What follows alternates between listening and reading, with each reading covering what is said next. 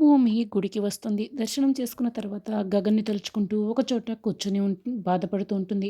అప్పుడే Shiva teddy bear బొమ్మ పట్టుకొని దారిలో వెళ్తూ అందరిని కూడా శరత్చంద్ర వాళ్ళ ఇల్లు ఎక్కడో కాస్త తెలిస్తే అడ్రస్ చెప్పండి అని అడుగుతూ వెళ్తూ ఉంటాడు. శరత్చంద్ర గారి ఇండ్లు ఎక్కడ అని అడుగుతూ వెళ్తూ ఉంటే ఎవరు అడిగినా కూడా మాకు తెలీదని చెప్తూ ఉంటారు.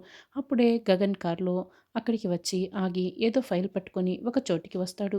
ఆ ఫైల్ పని పూర్తి చేసుకొని మళ్ళీ కారు ఎక్కడానికి కారు దగ్గరికి వస్తూ ఉంటాడు. గగన్ కారు ఎక్కబోతూ ఉంటాడు.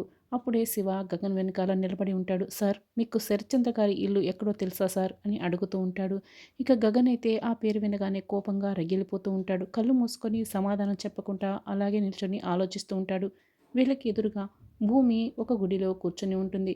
సార్, మీకు శరత్చంద్ర గారి అడ్రస్ తెలిస్తే చెప్పండి సార్, ప్లీజ్ సార్ అని శివ అయితే ఇక బతిమలాడినట్టు అడుగుతూ ఉంటాడు గగన్‌ని. గగన్ వెనక్కి తిరిగి చూడకుండానే అలాగే నిల్చొని ఆలోచిస్తూ ఉంటాడు. ఇప్పుడు కనుక గగన్ వెనక్కి తిరిగితే శివ చేతిలో ఉన్న టెడ్డీ బేర్ గగన్‌కి కనిపిస్తుంది. అయితే శివ మాటలు భూమికి వినిపిస్తూ ఉంటాయి. అదేంటి, శరత్చంద్ర గారి ఇల్లు ఎక్కడ అని ఎవరు అడిగేది అని కళ్ళు మూసుకొని ఆలోచిస్తున్న భూమి అయితే కాస్త శివ గగన్ వైపు చూస్తూ ఉంటుంది. అప్పుడే అక్కడ తమ్ముడు కనిపిస్తాడు. అరే తమ్ముడు, శివ అని అనుకుంటూ ఉంటుంది. సార్, మిమ్మల్ని సార్, శరత్చంద్ర గారి ఇల్లు తెలిస్తే అడ్రస్ చెప్పండి సార్ అని మళ్ళీ శివ గగన్ని అడుగుతూ ఉంటాడు. ఇక గగన్ వెనక్కి తిరిగి చూస్తాడా లేకుంటే భూమి వస్తుందా, గగన్ మౌనంగా అక్కడి నుంచి వెళ్ళిపోతాడా అన్నది రానున్న ఎపిసోడ్లో తెలుసుకుందాం.